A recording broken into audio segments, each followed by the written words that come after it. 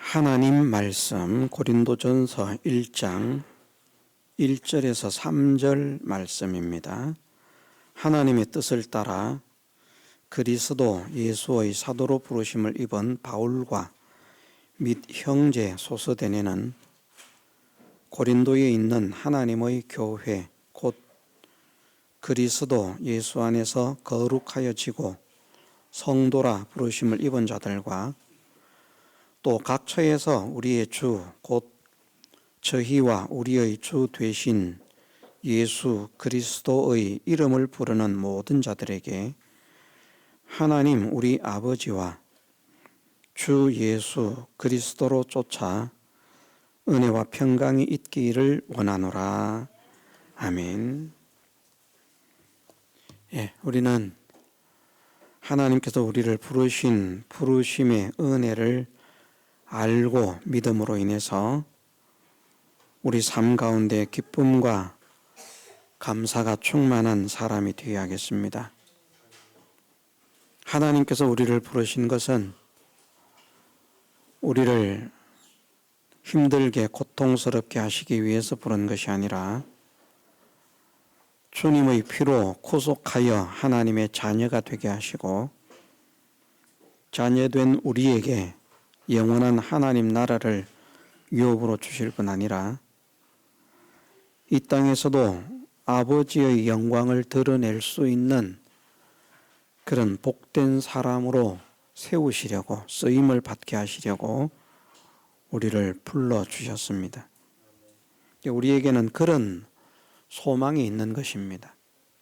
그 소망으로 인하여 살아가는 사람들에게는 세상의 현실이 그 사람을 주관할 수 없고 세상의 형편이 그 사람을 무너뜨릴 수 없고 세상의 어떤 고난과 환난과 고통과 풍파와 역경들도 그 사람을 침몰시킬 수 없는 하나님의 기쁨, 하나님의 능력을 가진 사람이 됩니다. 그 교회의 권세를 우리가 가져야 될 줄 믿습니다. 부르심을 받은 사람들이 교회라 말씀하셨는데 그 부르심을 받은 사람들은 참된 신앙의 고백 속에서 그 교회가 이루어집니다. 한편으로 하나님께서 우리를 부르시는 것이지만 우리도 하나님과 예수 그리스도를 향한 참된 신앙의 고백이 있을 때에 그 부르심이 성취된다는 것이죠. 부를 때 예 하고 대답을 해야 되잖아요. 예를 들어서 김신우 불렀는데 아무 대답이 없으면 응한 게 아니거든요. 김은희 하면 대답을 해야 됩니다. 김희준 그럼 대답을 해야죠. 하나님께서 부르신 부르심에 우리가 응답하는 응답이 무엇인가 하면 우리의 신앙 고백이라는 말입니다. 하나님과 예수 그리스도께 대한 올바른 신앙 고백, 그 고백이 있을 때에 이제 거룩한 교회가 우리 위에 세워집니다. 그것을 베드로의 고백을 통해서 보여주신 것입니다.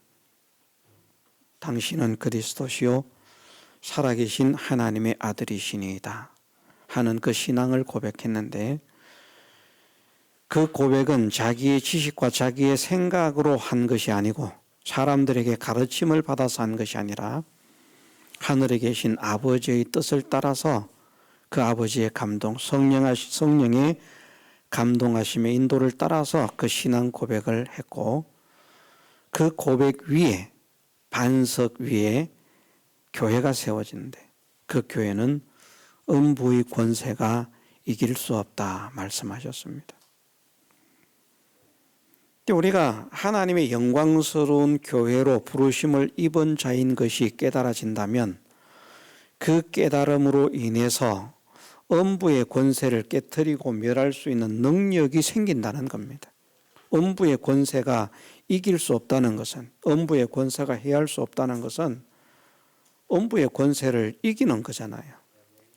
음부의 권세가 어떤 그런 모습으로 우리에게 다가온다고 할지라도 그 모든 것들을 다 쳐서 부수고 멸하고 점령하고 정복하고 다스려 나가는, 그것이 음부의 권세를 이기는 교회의 능력 아닙니까? 부르심을 받은 자들에게는 그 능력이 있게 하신다는 것이죠. 우리는 그런 능력을 받은 사람이 되었습니다. 왜냐하면 우리가 하나님의 자녀가 되었기 때문입니다.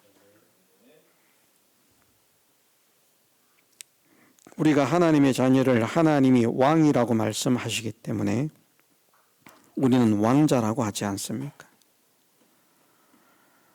우리나라에서, 아버지의 나라에서 아버지 하나님을 제외하고 우리보다 높은 자가 없습니다. 아버지 하나님을 제외하고 우리보다 권세 있는 자가 없습니다. 아버지 하나님을 제외하고 우리보다 능력 있는 자도 없습니다.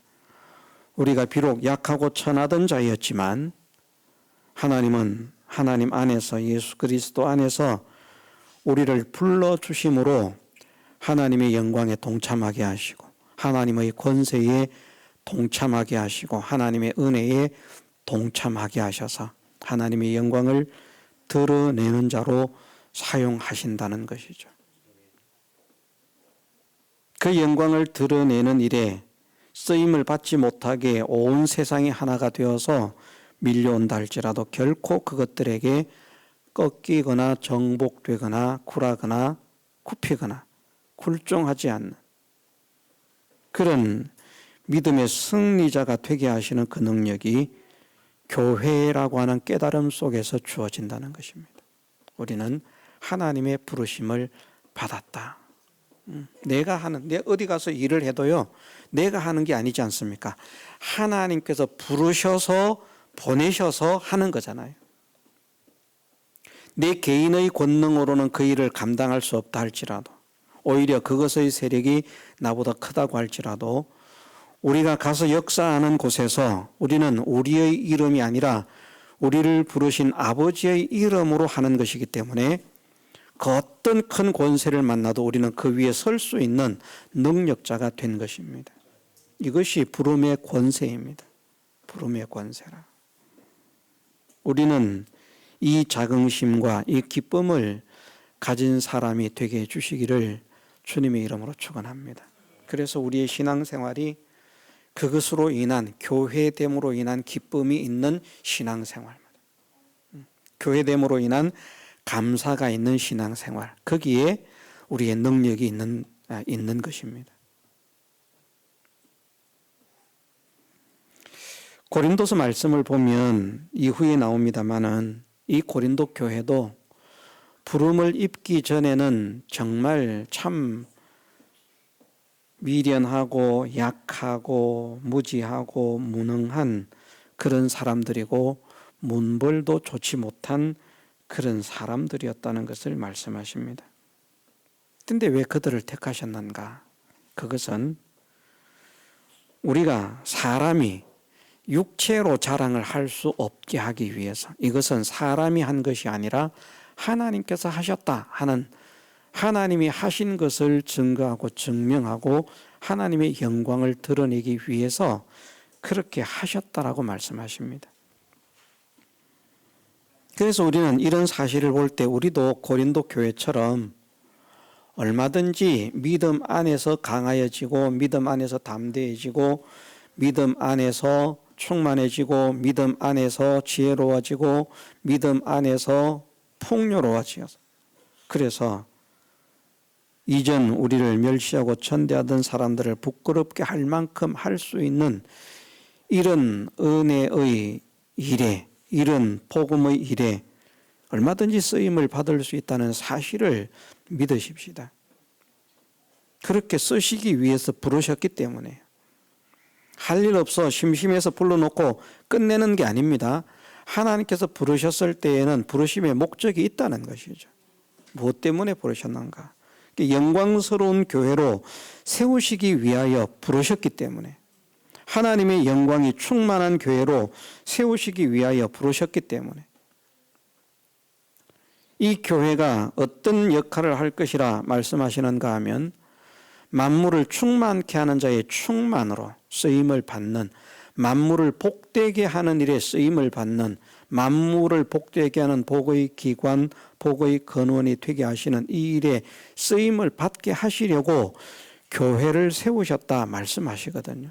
우리가 그 일에 쓰임 받게 하시려고 하나님께서 우리를 부르셨다는 것이죠. 하나님께서 아브라함을 부르실 때에도 그래서 부르신 것 아닙니까?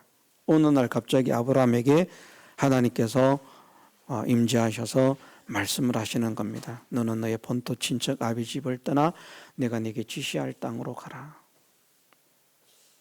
그것만 하면 됩니다. 아비를 떠나고 본토를 떠나고 친척을 떠나고 본토 친척 아비 집을 떠나서 하나님께서 가라고 하시는 그곳을 갈 바를 알지 못하지만 순종해서 나가면, 그러면 내가 너와 함께해서 너에게 복을 준다. 너를 장대케 한다. 내 이름을 장대케 한다. 너를 축복하는 자에게 축복하고 너를 저주하는 자에게 내가 저주를 내릴 것이다. 너로 복의 기관이 되게 하고 복의 근원이 되게 할 것이다. 세계의 모든 만민이 너로 인해서 복을 받게 할 것이다. 이것 때문에 내가 너를 불렀다 말씀하시거든요. 하나님께서 약속하신 의와 공도를 실행하기 위해서 아브라함을 부르셨기 때문에 그냥 부른 게 아닙니다. 우리가 하나님의 부르심을 받았다고 하면 우리는 그냥 부름을 받아서 그냥 삐쭉 예배드리고 가게 하시기 위해서 하나님이 우리를 부르신 것이 아니라 우리를 통해서 위대하신 크고 놀라우신 하나님의 뜻과 섭리와 영광, 그 경영이 나타나게 하시기 위해서, 하나님의 영광의 찬미가 되게 하시기 위해서 하나님이 우리를 부르셨다라고 말씀을 통해서 우리에게 알려주시고 있다는 것이죠. 이 소망을 가진 우리가 되기를 원합니다. 이것에 확고한 믿음을 가진 우리가 되기를 원합니다. 그래서 우리도 고린도 교회처럼 복되게 쓰임받는 그런 우리의 남은 일생이 되게 해주시기를 주님의 이름으로 축원합니다. 우리는 성도입니다. 성도가 되었습니다. 구별되었습니다. 구별된 성도는 복에 속한 삶을 살아야 됩니다. 구별된 자의 삶을 살아야 됩니다. 이전에 더러운 것에 속해서 살던 그런 삶을 청산해야만 합니다.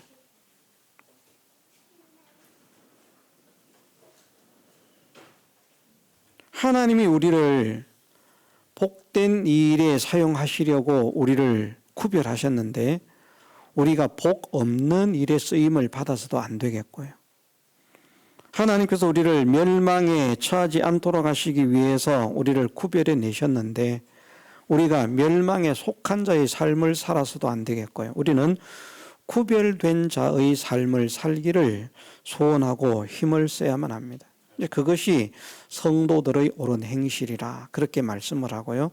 그것이 우리가 그리스도의 어린 양의 신부될 자격을 갖추는 예복을 준비하는 일이라 그렇게 말씀하십니다. 우리는 구별된 자로서 구별된 자에 마땅한 그런 삶을 살아야 할 그런 책임과 의무가 주어졌다는 사실을 믿으십시다.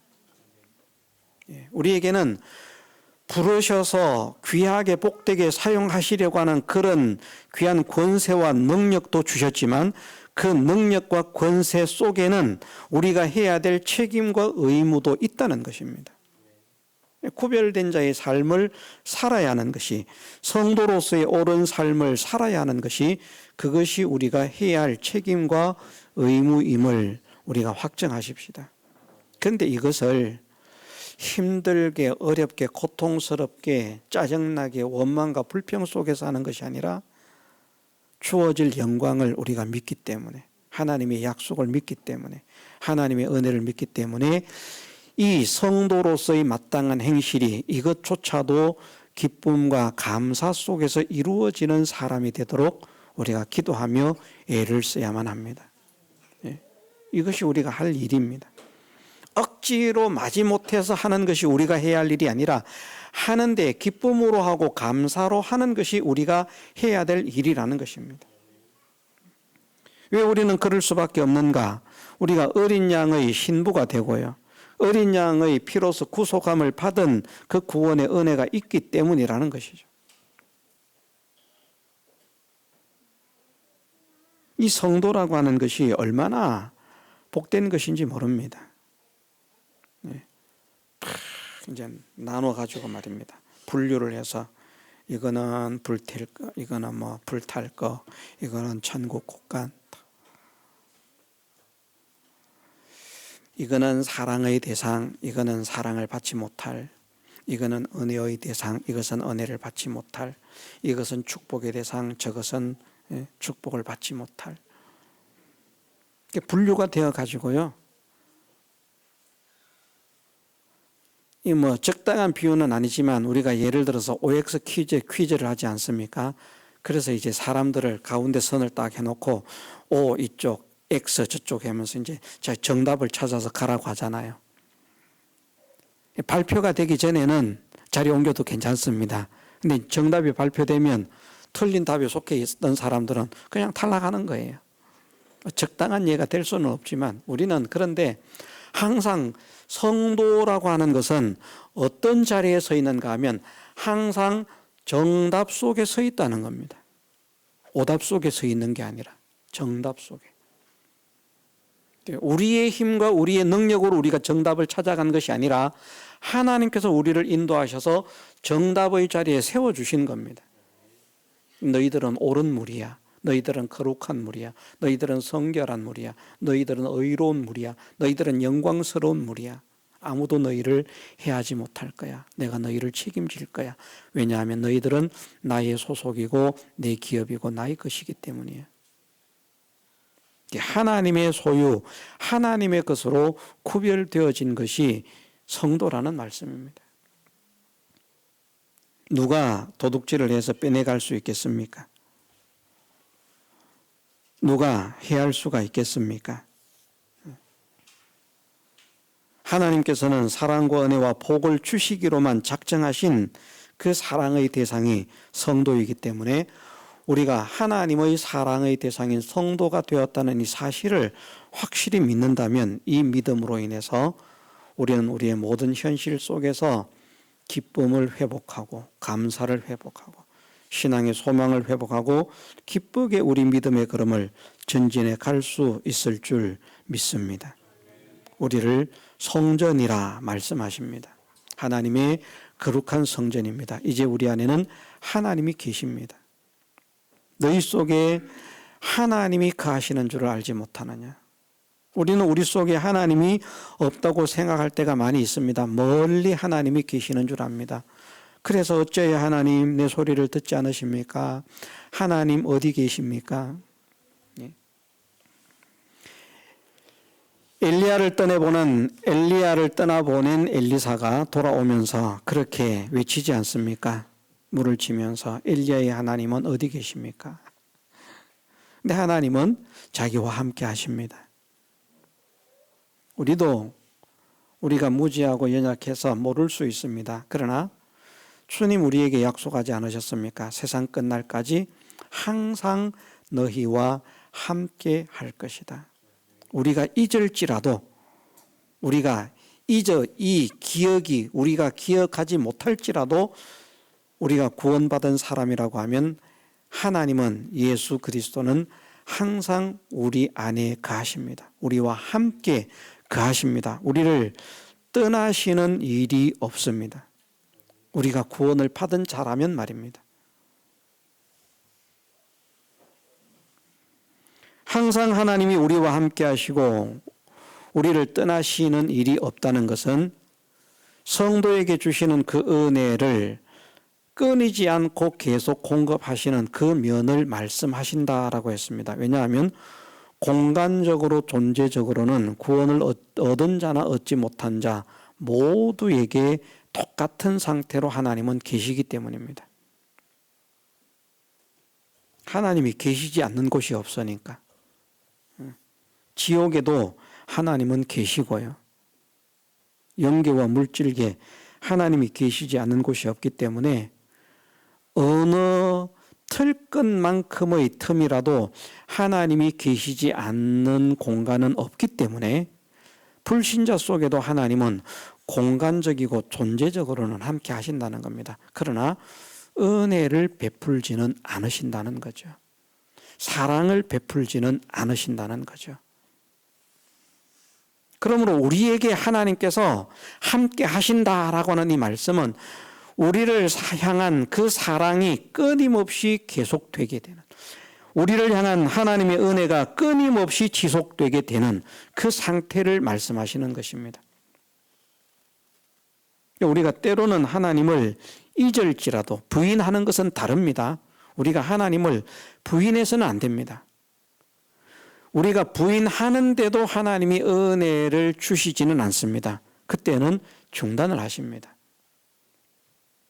그러나 우리가 아무 생각이 없이 있다고 할지라도 하나님 안에 있는 자임을 믿고 있을 때에는 하나님께서 끊임없이 우리의 손을 잡아주시고 우리를 품어주시고 우리를 위로해 주시고 우리를 다독거려 주시고 우리를 어루만져 주시고 우리를 치료해 주시고, 우리가 알지 못하는 위로의 손길로서, 심지어 말씀하시기를 큰 환난 속에서도 위로와 기쁨을 얻게 하신다. 정말 놀라운 말씀이거든요.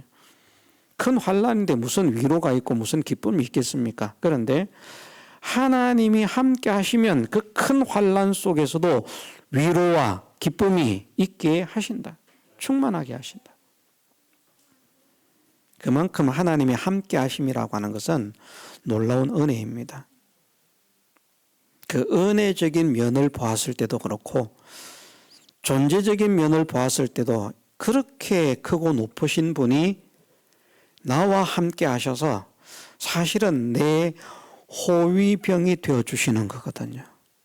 우리가 하나님을 보호할 수 없습니다. 하나님은 보호가 필요치도 않은 분입니다. 근데 우리는 보호가 필요한 사람이거든요. 근데 누가 우리를 보호하시는가? 하나님께서 우리를 보호하시겠다.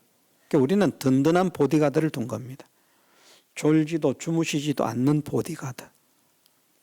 낮에도 밤에도 항상 잠도 자지 않고 우리를 지켜주시는 보디가드. 이 얼마나 든든한 보디가드입니까? 근데 그 보디가드의 그런 지혜, 능력, 이런 것이 상상을 초월합니다. 눈빛 하나로, 눈빛 한 번으로 18만 5천 명을 몰살시킬 수도 있는, 후 안 불어도 됩니다. 우리를 헤아려고 하는 모든 대적들을 일순간에 제거할 수 있는 그런 능력을 가지신 분이 우리를 보호해 주시겠다고 약속을 하셨지 않습니까? 그렇지 않습니까? 우리가 시편 121편을 읽어보면 알 수 있지 않습니까? 우리와 함께 하시는 그분이 만왕의 왕이시고 창조주, 주권자, 주제자시라는 것만으로도 우리는 그분과 함께 있고 그분을 모시고 있고 그분과 동행한다는 것이 우리의 어깨에 힘이 들어가고, 봐라 내가 어떤 사람인 줄 아느냐 하고 그냥 자긍심이 넘칠 수밖에 없는 그런 상황인데, 우리가 그분 곁에서 꼽사리만 살짝 껴도 그런 상황인데, 그 하나님이 우리의 보호자가 되셔서 우리를 보디가드를 해주시겠다고, 지켜주시겠다, 책임져 주시겠다. 천인 만인이 곁에서 엎드러지는 그런 환난이 일어날지라도 그 환난이 가까이 하지 못하도록 내가 담이 되어 주시겠다고, 그렇게 약속을 하신다는 것이죠. 이것이 얼마나 우리에게 든든한 방패입니까? 얼마나 든든한 요새입니까? 그러니까 하나님께서 나와 함께 하심을 믿는 사람들은 결코 두려울 수가 없는 것이죠. 우리가 하나님이 나와 함께 하신다 하는 사실이 확실하게 믿어지면, 그리고 내가 모시고 있는 나와 함께 하시는 하나님이 어떤 분인가 하는 이 사실이 확실히 믿어지는 그 순간에는 세상의 어떤 세력도, 어떤 권세도, 어떤 능력도, 어떤 핍박도, 어떤 환난도, 어떤 위험도 우리에게 위협을 느끼게 할 수 없는 하나님의 포호. 이것이 약속된 우리임을 믿으십시다. 그래서 우리가 하나님의 성도요, 하나님의 거룩한 영광스러운 교회요, 하나님의 거룩한 성전됨을 믿음으로 인해서 정말 우리 발걸음이 찬양 속에서 믿음의 걸음을 조금이라도 더 옳게 바르게 신실하게 하나님을 향해서 나아가야 되겠다. 내가 더 하나님을 기쁘시게 하는 말을 하는 사람이 되고 하나님을 더 기쁘시게 하는 생각을 하는 사람이 되고 내가 하나님을 조금이라도 더 기쁘시게 하는 행동을 하는 사람이 되어야 되겠다. 그러면서 우리가 우리 자신들을 거룩하고 진실하고 깨끗하게 하려고 애를 써야만 되는 것이죠. 우리가 성전일 때 하나님이 거하시는데 하나님의 처소를 우리가 더럽힐 수 없지 않습니까? 나도 깨끗한데 앉으려고 하는데 말입니다.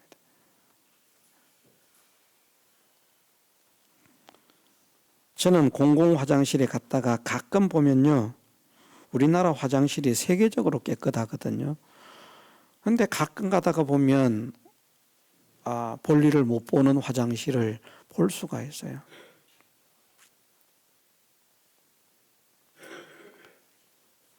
집회 장소에서도 그렇습니다. 집회 장소에서도 화장실이 몇 개 있는데 어떤 분들이 그렇게 하는지는 모르겠는데 자기가 볼일을 보고 한 무더기 탁 보관을 하고 물을 안 내리고 그냥 가는 거예요. 들어가 보면 누런 것이 한가득 있어요. 제가 물을 내리고는 나오는데 거기서 볼일을 보지는 못하겠더라고요. 느낌이 말입니다. 또 어떤 분들은 보면 왜 그랬는지 모르겠는데 앉는 변기가에다 똥을 조금씩 묻혀놨어요. 그럼 또 그 자리에 앉아서 볼일을 볼 수가 없습니다. 참 나같이 부족하고 나같이 연약하고 나같이 못난 자도 그렇게 깨끗한 곳을 찾는데 지선하시고 거룩하신 온전하신 하나님께서 거하시는 성전된 나를 내가 얼마나 깨끗하게 관리를 잘해야 할 것인가, 우리를 돌아볼 수 있는 그런 사람이 되기를 소원합니다. 그러면 하나님께서 기뻐하시고 은혜를 베푸시는 것이죠. 우리를 깨끗하게 하면 깨끗하게 할수록 하나님의 은혜가 더 풍성히 주어진다는 것입니다. 우리가 우리를 깨끗하게 해야 하나님이 거하신다라고 하는 그 말씀은 우리가 우리를 깨끗하게 할수록, 우리가 우리를 더 성결하게 할수록, 우리가 우리를 더 거룩하게 할수록 하나님의 더 풍성한 사랑과 은혜가 거기에 맞추어서 주어지는 것을 말씀하는 겁니다. 우리가 은혜를 받기 위해서 그릇을 닦아야 되지 않습니까? 지저분한 그릇 되면 은혜를 안 주시는데 그릇을 깨끗하게 닦아서 깨끗한 그릇을 만들어 놓으면 거기에 뭐 밥을 담든지 국을 담든지 뭐 복을 담든지 무엇인가를 귀중한 것을 담아서 주시는 것이죠. 그것처럼 우리가 우리 자신들을 깨끗하게 하지 않으면, 성결하게 하지 않으면 하나님의 은혜가 계속될 수 없지만 우리가 우리 자신들을 하나님의 성전인 것을 깨닫고 내 속에 하나님이 거하시는 것을 깨닫고 말과 행실과 행위가, 생각이 깨끗한 사람으로 변화되기 위해서 기도하고 애를 쓸 때에 하나님은 점점 더 우리를 사랑하시고 은혜를 베푸신다 하는 사실을 깨닫고 우리 남은 생에 우리 자신들을 가꾸어가는 거룩한 성전, 영광스러운 교회, 복된 성도들이 되시기를 주님의 이름으로 축원합니다. 다 같이 통성으로 기도드리겠습니다.